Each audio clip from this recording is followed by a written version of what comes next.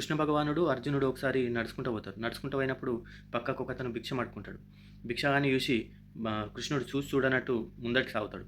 కానీ అర్జునుడు దగ్గరికి పోయి, "ఏమైంది నీకు ఇంత అన్నీ మంచిగానే ఉన్నాయి ఎందుకు అడుక్కుంటున్నావు?" అంటే, "నేను ఏం చేసినా మంచి జరుగుతలేదు అందుకోసమే భిక్షం అడుక్కుంటున్నా" అంటే, "సరే లైఫ్‌లో అట్లా జరుగుతాయని" చెప్పి ఆయనకు బంగారం కాయిన్లు ఇస్తాడు.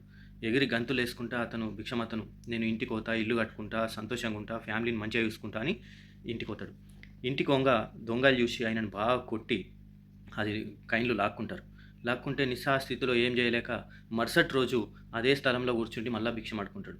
అటునుంచి పోతున్న కృష్ణ భగవానుడు అర్జునుడు మళ్ళా చూసి, "అరే! నీకు నిన్ననే ఇచ్చిన కాయిన్లు ఏమైంది మళ్ళా ఎందుకు అడుక్కుంటున్నావు?" అంటే అప్పుడు భిక్షమతను అంటాడు, "స్వామి నా జీవితంలో ఏం జరుగుతుందో తెలీదు. నిన్న మీరిచ్చిన కాయిన్లు ఆ దొంగలు నన్ను బాగా కొట్టి ఎత్తుకపోయిర్రు" అని అంటే, "సరే లైఫ్‌లో అట్లా జరుగుతాయని" చెప్పి మళ్ళా, "నీకు అంతకన్నా విలువైనయి ఇగో వజ్రాలు ఇస్తున్నా ఇవి జాగ్రత్తగా పెట్టుకో" అంటే ఎగిరి గంతులేసి, "నాకు అంతా సమకూరుస్తున్నాడు దేవుడు" అని చెప్పి ఆనందంతోని ఇల్లు కట్టుకుంటా, ఫ్యామిలీని మంచిగా చూసుకుంటా, ఆనందంగా ఉంటా అని చెప్పి ఇంటికెళ్ళిపోతాడు.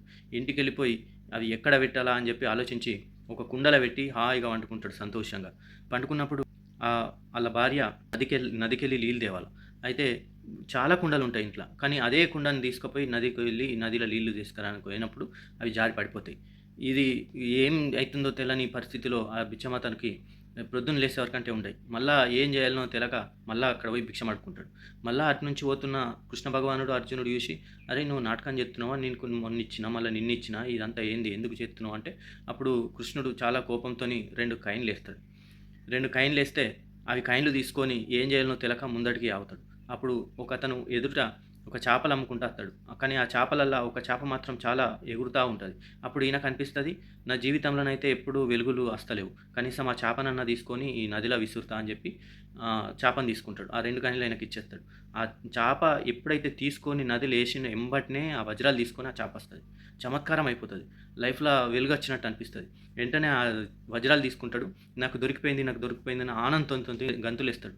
గంతులేసినప్పుడు అటునుంచి పోతున్న దొంగలు ఎవరైతే ముందు ఈయన నుంచి బంగారం తీసుకున్నారో ఆళ్ళనుకుంటారు ఈయన నన్నే చూసి అరుస్తుండేమో అని భయపడి ఆయన దగ్గరికి ఎవరికీ చెప్పకు అని చెప్పి బంగారం కాయిన్లు కూడా ఇచ్చేస్తారు. అప్పుడు అతనికి ఇటు బంగారం వచ్చింది, ఇటు వజ్రాలొచ్చినాయి. కృష్ణుడికి థాంక్ యూ చెప్పి ముందటికి ఆగుతాడు.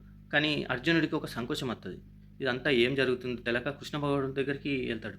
ఇక్కడ మంచి చమత్కారమైన మాట చెప్తాడు కృష్ణుడు వినండి.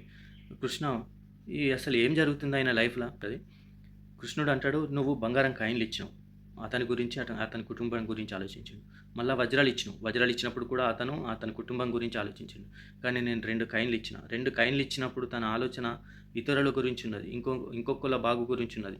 అయితే అప్పుడు నేను అతని గురించి ఆలోచించిన" అని చెప్పి కృష్ణ భగవానుడు చెప్తాడు. ఇందులో నీతి ఏందంటే, మనము ఎప్పుడైతే ఇతరుల గురించి ఆలోచించి మంచి పనులు చేస్తామో అప్పుడు మనకంతా మంచే జరుగుతుంది. దేవుడే సాక్షాత్తు మన ఎంబటుండి నడిపిస్తాడు అని చెప్పి ఈ నీతి.